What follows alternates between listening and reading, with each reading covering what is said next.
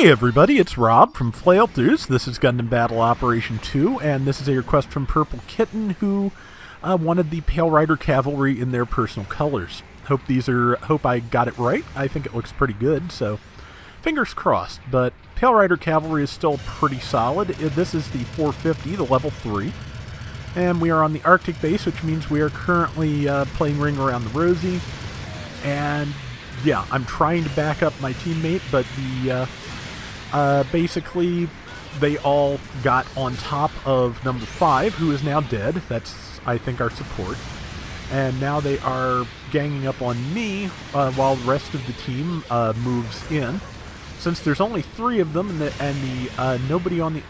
I think one person on the enemy team has died, so it should be even numbers, but I took more damage, so trying to keep number 5 alive, so yeah. Just the Ring Around the Rosie meta is the stupidest thing in existence, but unfortunately, there's not a lot of ways to defy it that do not leave you and or your team at a disadvantage. So, that's a sociology experiment waiting to happen, I'm sure. But just, yeah, it's really, really irritating.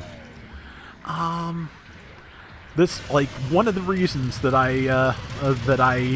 had to not run the first couple of rounds I played in Jabro the other night is because I was ranting about this and how dumb it is. But I'm a little bit less, I'm a little bit more upbeat about it now, at least, which, yeah, I after all the complaining I just did, I am a little bit more upbeat sounding about it than I was the other night, so. But it helps that we are recovering, because, yeah, just... It's just one of those math things where if the enemy team can outnumber your team, which can be accomplished by isolating and killing a couple of your team members, then, yeah, it gives them an advantage at least at the beginning of the round. That doesn't last for the rest of the round, but, man, it's not uncommon to find people who rage quit after that first exchange, which just...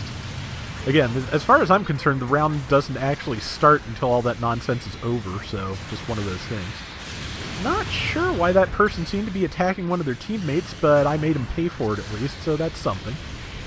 Maybe they thought they were aiming for the other person, but engaged Hades, but Hades does not recover boost, just our head and leg HP, so I wasn't able to really move in and do anything substantial until I got boost back. Did get that camphor at least, so I'm doing all right. And there's the Pixie, which if I can time my attacks right, is a great target for me. I did not time my attacks right.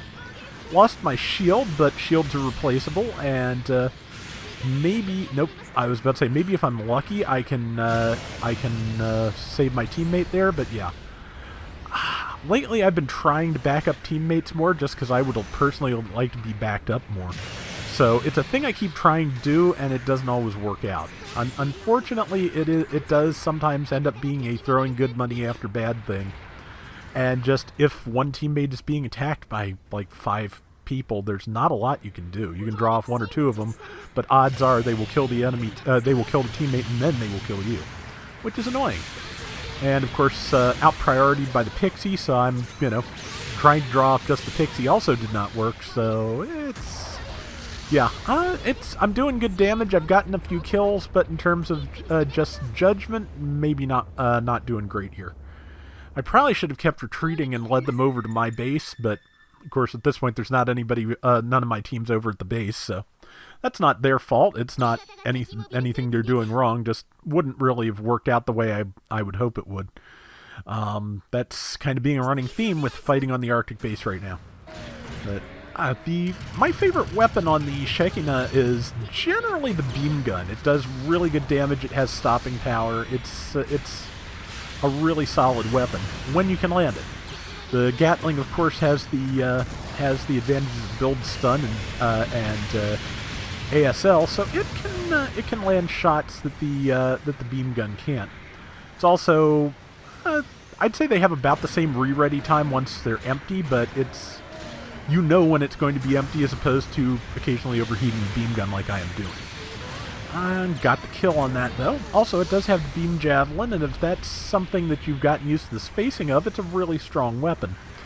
can be hard to get used to the spacing of it, though, as I'm sure you've seen and or figured out over the years. But speaking of over the years, I think I may have mentioned it in the end of a recent episode, but I realized sometime lately that this June 29th is going to be the 10th anniversary of my first Gundam Battle Operation 1 video, and that is just really weird to think about. Okay, that attack just worked perfectly. Would have gotten the kill, but somebody else took it again, which is fine. That scores us assist points. Camphor is a really good target for me because, yeah, it does not have a lot in the way of defenses, and I can just kind of kill it. Got out of the way, though, because I swear that Gleason or Gelgug is attacking own teammate. I'm not sure about that. I may be not understanding, but I swear that's what it looks like. I swear they're knocking over their own teammates as opposed to fighting me. That kind of makes me feel bad about running this a little bit, but yeah, just team attacking is the worst. See, we are leading 87.95 to 79.10, which, if they do have a team attacker, means that they'd probably be bulldozing us if that person were working, with their team instead of against it. But luckily for us, I guess they're not, or they are, and I'm not quite seeing things properly. I'm not sure. But time to get back in there and work with my team, which I'm doing an okay job of, I think. I'm going off on tangents sometimes and getting, ahead of myself, but I have definitely done worse. Time the Hades a little bit early. I will have a couple of seconds of footlessness at the end of the round if I live that long. We'll see if I live that long, but that one Gelgug, right or wrong, it is now dead, and I'm going after the Galbaldi next, which, just got to get out of its own way long enough for me to land shots. Unfortunately, the Pixie is here, because the Pixie is invisible, or at least to radar, which I kind of operate by very frequently, because, well, it's the only way to tell if somebody's behind you. Landed the beam shot. I am going to die, I think, but I'm going to make him work for it, hopefully. No, I'm going to fall on my butt and then get killed. Okay, no, I'm going to fall on my butt and then subsequently, at a later point, get killed. But I guess the good news, is that I lost my legs well before Hades ended, so it doesn't matter that I started it early. What does matter? This person's about to kill me. It's the White Rider, so, man, it's like getting beat up by your grandpa. Oh well. My grandfather was actually, I believe, a Golden Gloves boxer in the Navy, but he never laid a finger on any of us. He was a jerk in different ways. But wow, that went dark, didn't it? But either way, we have won, and I made top score 4950 with 114,000 damage. Yeah, so there we are. 9 kills, 4 deaths. Pretty solid all around. I hope the colors were right. And that is going to do it for today's Gundam Battle Operation 2. We will be back soon with more. Till next time, everybody take care and have fun. Later! Seriously, though, some days I look at the things that my dad does and I know that it's stuff that his dad did and he doesn't even realize it.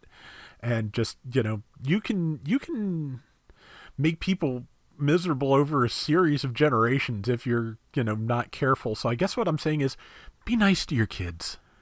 Wow, this is probably the downright least good tangent I have ever gone on recording one of these. I think it's time to take a break for the night.